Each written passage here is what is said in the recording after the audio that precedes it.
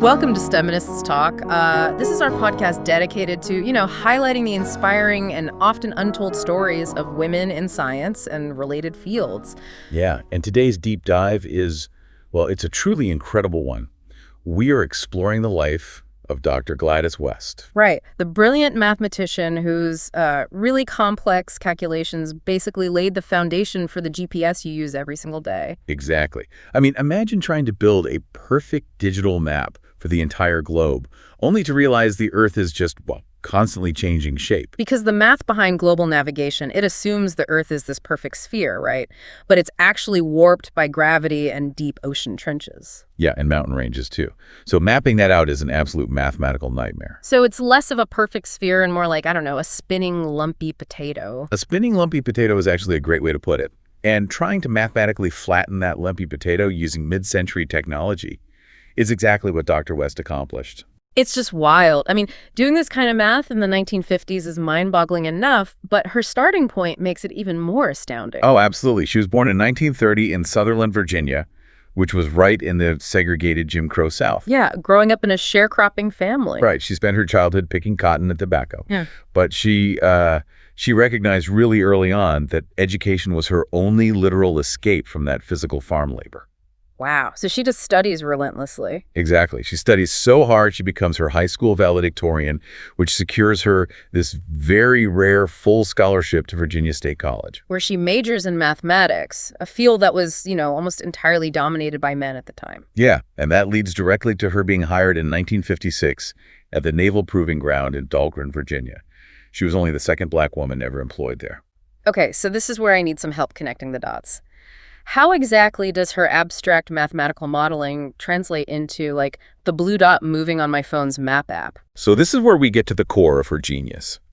She starts working on the CSAT project, programming these early supercomputers, like the IBM 7030 Stretch. Just massive machines, right? Huge, room-sized. And she's using them to calculate what's called the geoid. The geoid, so that's the mathematical model of our lumpy potato. Exactly. But to program a 1950s supercomputer to account for gravity and ocean trenches, she had to process staggering amounts of telemetry. Wait, like satellite data? Yeah, literally thousands of miles of orbital information. She was taking all those physical forces and translating them into algorithms on punch cards. Oh, wow. Punch cards. Right.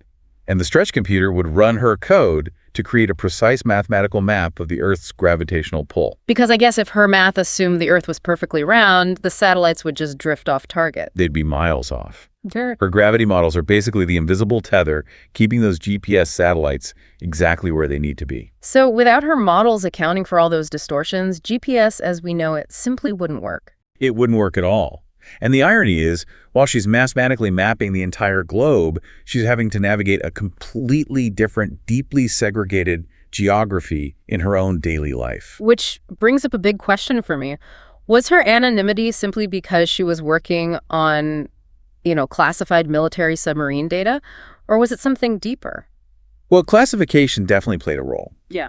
But that argument doesn't totally hold up when you look at the systemic erasure of women in early computing. Right, because plenty of men worked on classified Cold War projects and eventually got their names in the history book. Exactly. At the time, this incredibly complex programming was often just dismissed as clerical work. The men who built the physical hardware, the metal and the wires, they got the glory. And on top of that sexism, she's facing the harsh reality of segregation. Yeah.